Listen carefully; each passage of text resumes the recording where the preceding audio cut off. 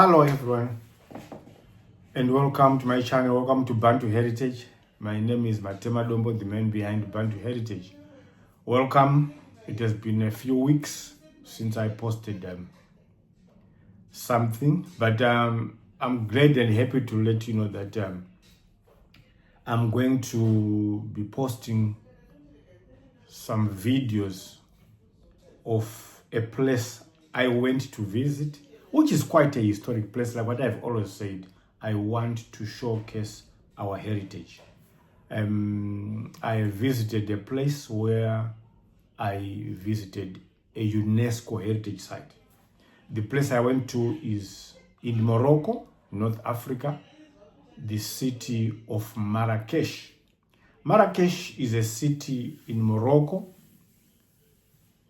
It was founded in 1070 AD, this city, and it's still standing and is still maintaining its heritage.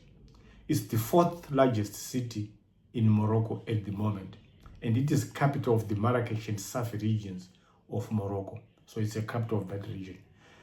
It is nicknamed the Red City because if you go to Marrakech, what you will notice, there is no another color, but the colors they use on their buildings are like desert sand, almost that red sand, like, which has been a tradition in there. As I was talking to the people, I spoke to the people, the natives of Morocco. I visited the Berber region area on the foot of Atlas Mountains. So they were saying Marrakech is nicknamed Red City because if you go to Marrakech, I think people who have been there, the one thing you will notice, there are no modern buildings or skyscrapers or glass buildings. They maintain that building of brick and mortar and then plaster it and then paint it red or the color of sand, that shade. That's what they. So that's why Marrakech is called the. So they say, if you go to Marrakech, you see that there are walls. So these walls were red, and then the buildings are also red. That's why it derives its acronym of red. The walls were built in between 1122 and 1123, according to history, and that's where it got its name of the Red City. The population of Marrakech currently is around it's about 928,000, almost a million people, and it is frequented much by visitors from Europe, especially from France, because France once colonized Morocco, and you see that the people in Morocco, they say they speak Moroccan, they speak Arabic, and then French is another language because of the colonial history. So the city of Marrakech, it has a modern area, although it is modern, but the buildings still, they are in the style of the old heritage of the past, and you don't see skyscrapers there. And then they've got the old city, which they refer to as the Medina.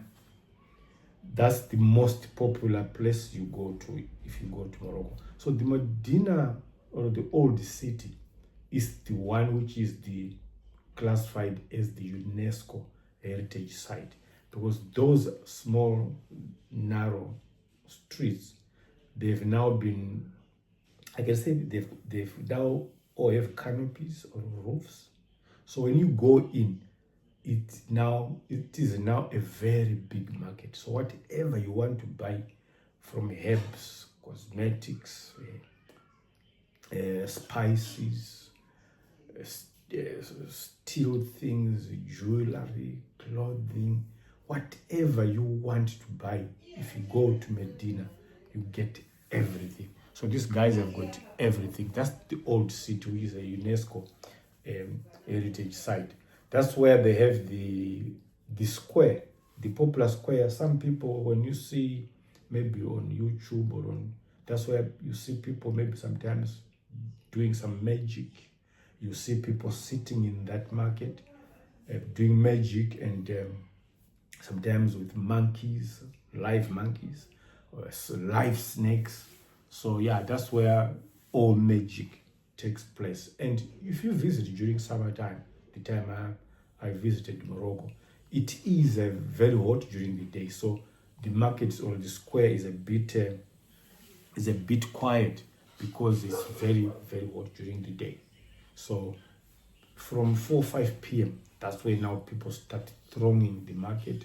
Then people selling fruits, and then they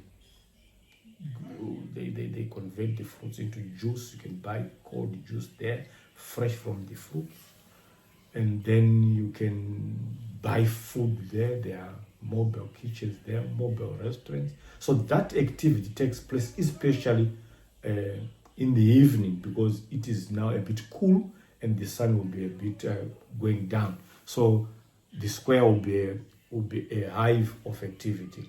So if you go to Morocco, those are to Marrakech, that's what you can see in the city. And they've got also this old Medina town. It also contains the mosque, which is one of the Kutubiyya Mosque, one of the largest mosques in Marrakech. So yeah, that's what you can see in Morocco. And they also maintain green spaces or green parks or gardens, which are well manicured. I was wondering, because Morocco is quite dry, so you can't even drink the tap water because it's very salty, but they use it for watering, bathing, but you have to drink bottled water. So yeah, and also you can then organize trips from Morocco for day trips, some 2-day trips or whatever, depending on what package you want to enjoy. You can go out, camp in the desert. You can go out for a day, do quad biking, camel rides, and you can also visit one place which is in the south of Morocco, on the foot of the famous Atlas Mountains. That's where they have one of the highest peaks in North Africa at 4,167 meters, the Jabal Tubka. Jabal Tubka is one of the highest peaks in North Africa, but it's in the Moroccan side of the Atlas Mountains. So people do hiking. The guys who I was talking to said you need at least, they do the tours for 2 days. You can come from camp, then you go to what they call the hut. That will be the first day where you spend the night. Then the second day, you go to the peak. And this Jabal Tubkal is visible from Marrakech. That's how tall it is. So that area also, there's a valley where you can go to see the waterfalls, do some hiking, and you'll be doing the hiking in a place called Emil, which is the center. And around that Emil center, there are 9 villages of about 6,000 Berber people. So you can then have the privilege of going into their houses, having tea with them, having dinner with them. So that is Morocco for you. So welcome to Morocco, to Marrakech, and I hope what I'm going to be showing you will sometimes make you want to visit Marrakech, or also if you're far away from Marrakech, you can see what I tried to compile, so that I tried to put a very big story and then put it into very small episodes and try to capture the most important thing. But like what I've always said on Bantu Heritage, I try to showcase raw material. I don't like editing much or putting filters much. I want people to see things as they are. So even if there's a noise at the background, I want people to hear and feel that natural feel rather than trying to put background music, which I feel as someone with so much passion in heritage. I want you to feel the atmosphere in real time. If I am in a bus, for example, I want you to hear the people talk, maybe catch what they are saying in that language. And also maybe people's behavior. It's nice for you to see for your own and then make your own judgment. I believe that's how you can learn other people's culture and how much you can be in it as if you are there.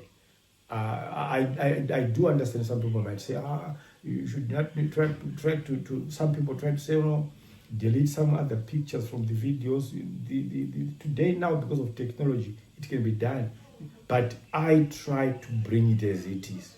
How I saw it, I want you to see it in that way. If it was windy, hear the wind. If it was raining, see the rain falling. So if people were shouting, if people were selling at the market, that's the real tourism I want people to see, rather than edited tourism whereby you exclude some areas, you include areas you want to show. I want people to see things as they are. So thank you very much for listening, and thank you very much for coming to Bantu Heritage. What I implore you and ask you to do is, I want you and me to grow this channel together. Please subscribe to the channel. When you subscribe, go strike the notification button so that whenever I upload a video, you can always see what I've uploaded.